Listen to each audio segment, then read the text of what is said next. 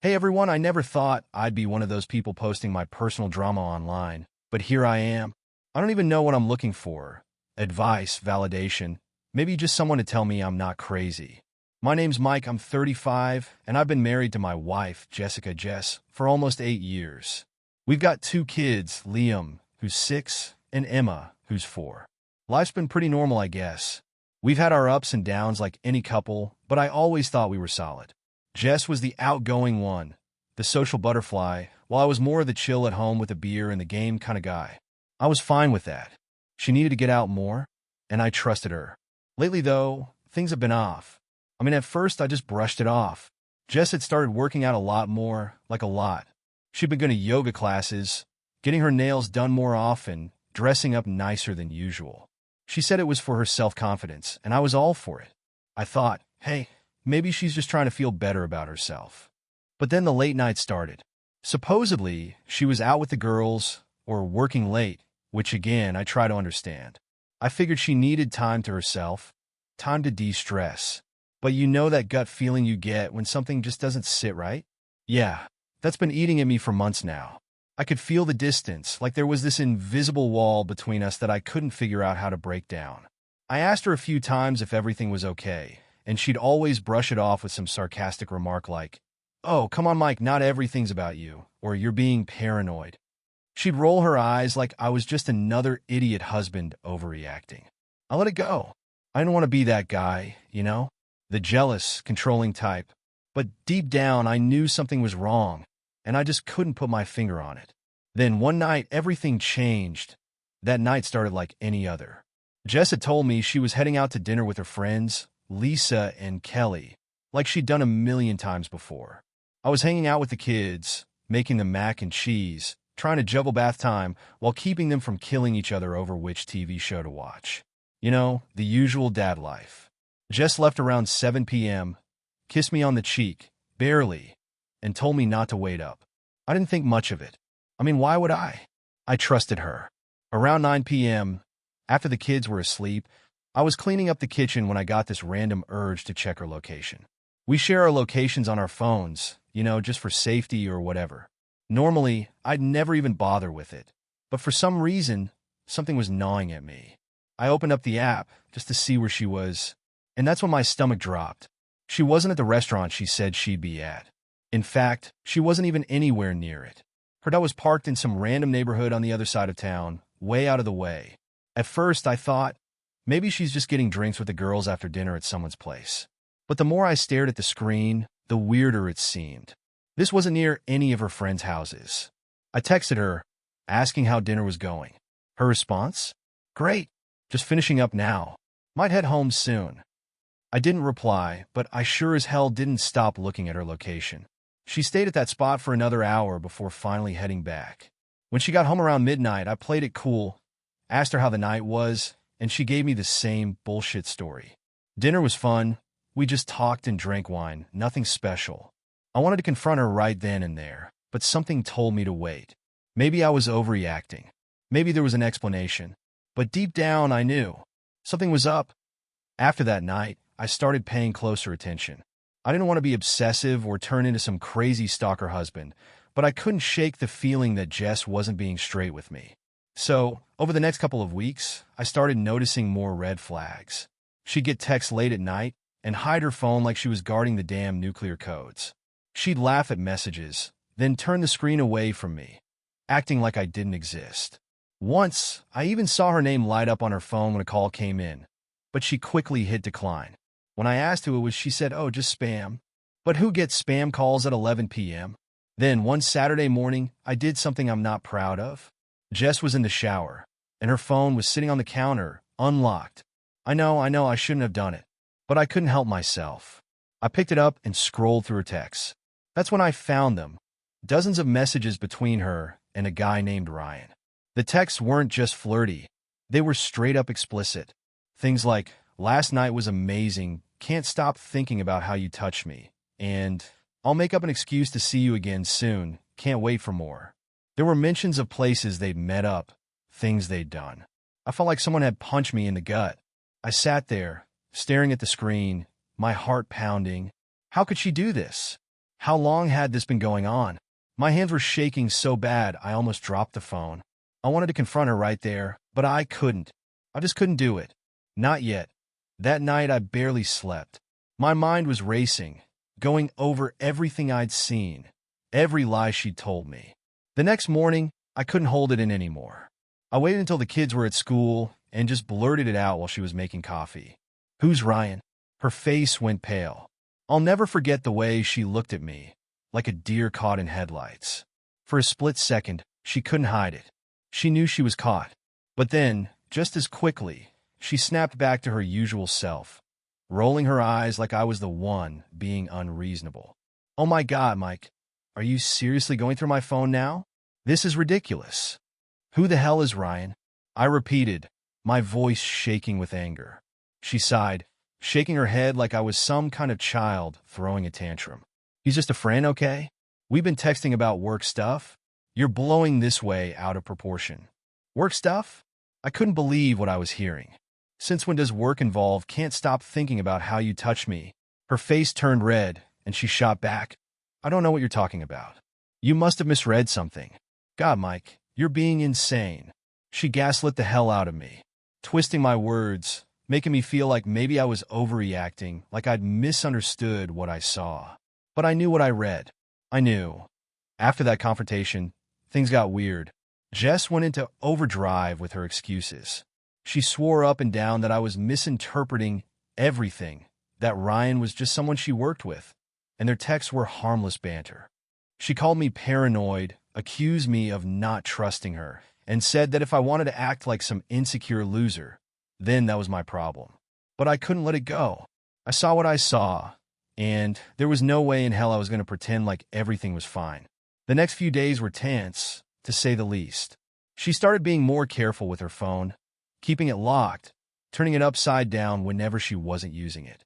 There were more work dinners and last-minute meetings. When she'd leave, I'd sit at home, my mind running wild, wondering what the hell was really going on. I started snooping more, something I'm not proud of, but I needed to know the truth. I checked her social media, her email, even her bank statements.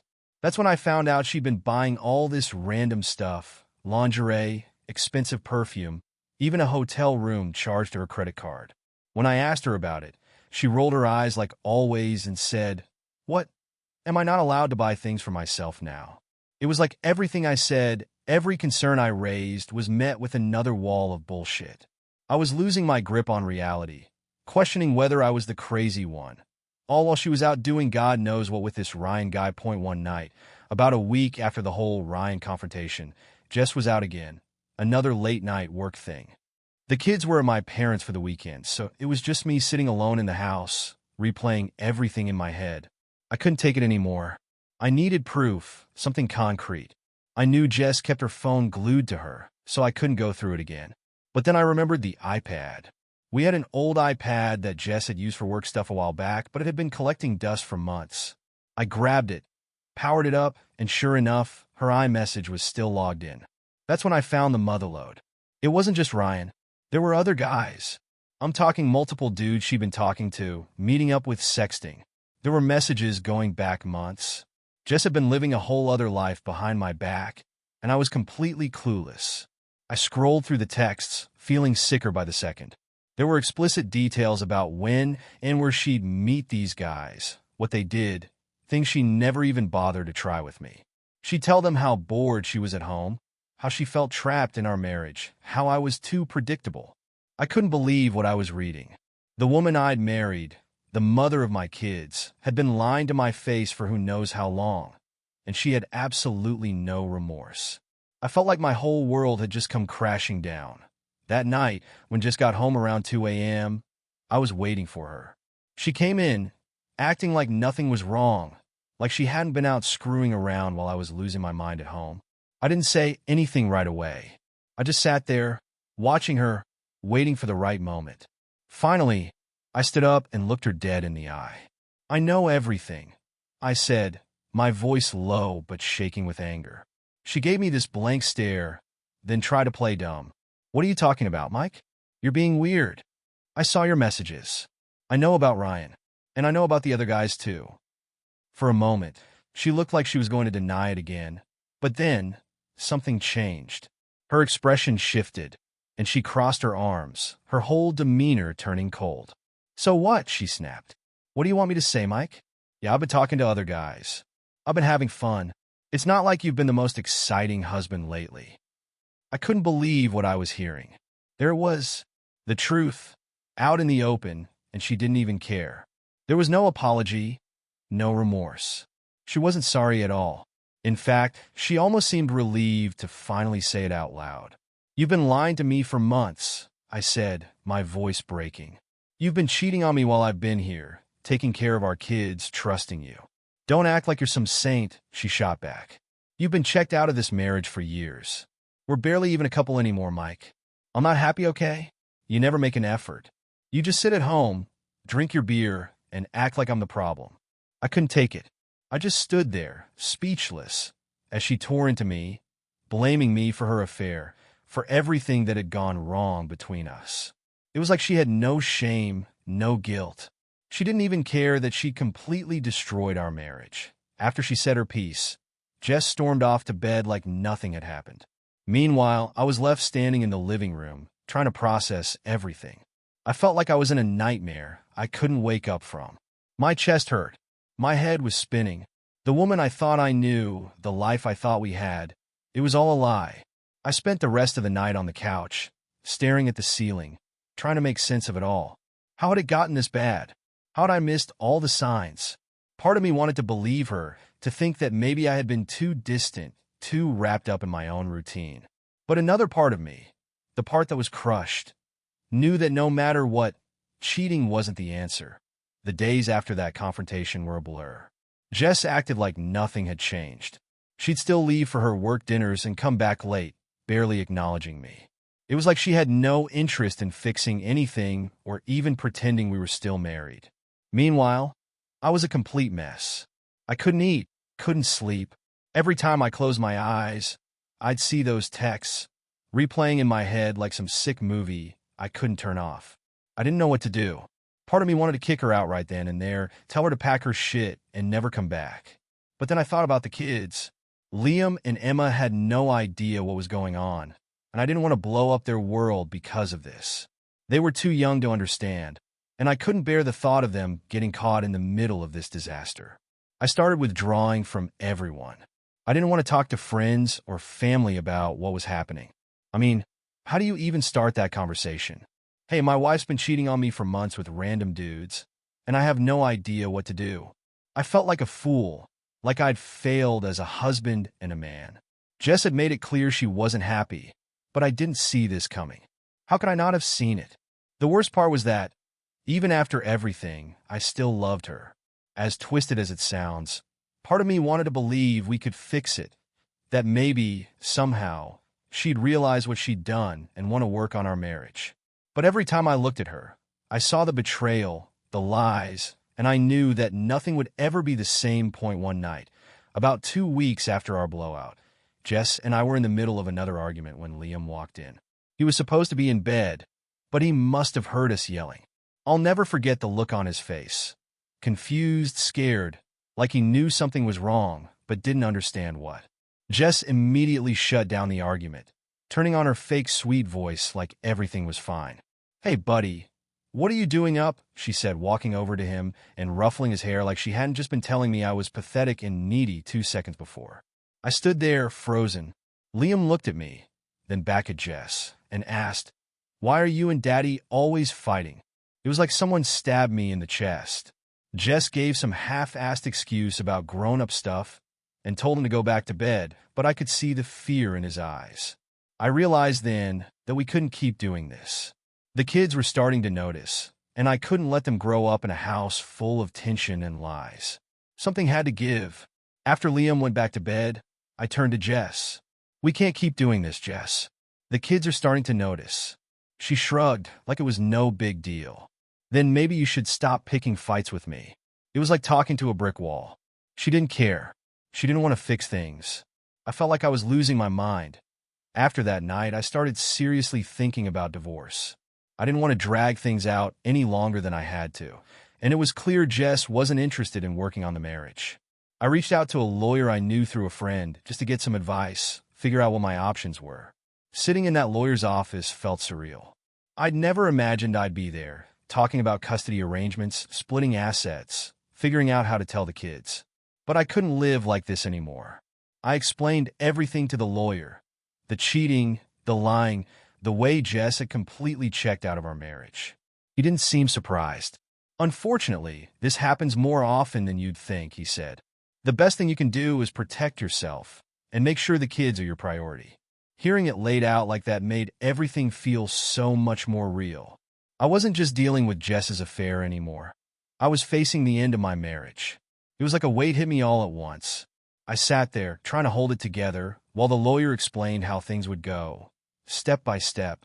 He made it sound so clinical, so matter-of-fact. Meanwhile, my whole world was falling apart. After meeting with the lawyer, I realized that staying in this toxic limbo wasn't an option. The marriage was over. Had been for a long time, I guess, and dragging it out was only going to make things worse for me and the kids. But knowing it and accepting it were two different things. One night, after Jess had gone to bed, I sat alone in the living room, staring at our wedding photo. I couldn't believe how different things were now. We'd been so happy once, or at least I thought we had. How'd we get here? How did we go from planning our future together to becoming strangers who couldn't even stand to be in the same room? And then it hit me. I deserved better. I deserved someone who actually cared about me, who didn't lie and cheat and then blame me for it. I'd spent so long trying to keep this marriage together, trying to make things work, but Jess had checked out a long time ago. She didn't care about me, about us, about our family. That night, I made a decision. I was done. Done with the lies, the fights, the constant feeling like I wasn't good enough. I needed to move on, for myself and for my kids. The next morning, I told Jess I wanted a divorce. She barely reacted, just gave me this blank look, like she'd been expecting it. Fine, she said, but I'm not going to make this easy for you. Of course, she wouldn't. She'd been impossible about everything else, so why would this be any different? But I was ready. I was ready to fight if I had to. I wasn't going to let her walk all over me anymore. We talked about logistics, who would get the house, how we'd handle custody of the kids. Jess was cold, detached, like she was negotiating a business deal, not the end of our marriage. It hurt, but it also made me realize just how far apart we'd grown. There was no love left between us, only resentment and anger. Telling Liam and Emma was the hardest part. Jess and I sat them down one evening, and I tried my best to explain, but how do you tell a 6-year-old and a 4-year-old that their family is breaking apart?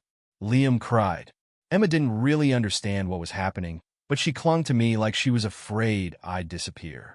Jess didn't say much, just told them that Mommy and Daddy wouldn't be living together anymore, but they'd still see both of us. I hated her in that moment. She'd caused all of this, and yet she acted like it was no big deal. Like breaking up our family was just another thing she had to deal with. It's been a few months now since I filed for divorce. I'm still living in the house for now, but Jess has been staying at her mom's most of the time. The kids are adjusting slowly. Liam's been asking a lot of questions, and Emma still doesn't quite get it, but we're managing. As for Jess, I don't know what she's up to, and honestly, I don't care anymore. She's out of my life for good, and I'm focusing on moving forward, on rebuilding my life for myself and for my kids. Looking back, I wish I'd seen the signs earlier, but I've learned a lot from this. If there's one piece of advice I'd give to anyone going through something similar, it's this: trust your gut. If something feels off, it probably is. And don't waste your time on someone who doesn't value you. You deserve better. I'm still healing, still figuring things out, but I know one thing for sure: I'll never let someone treat me like that again.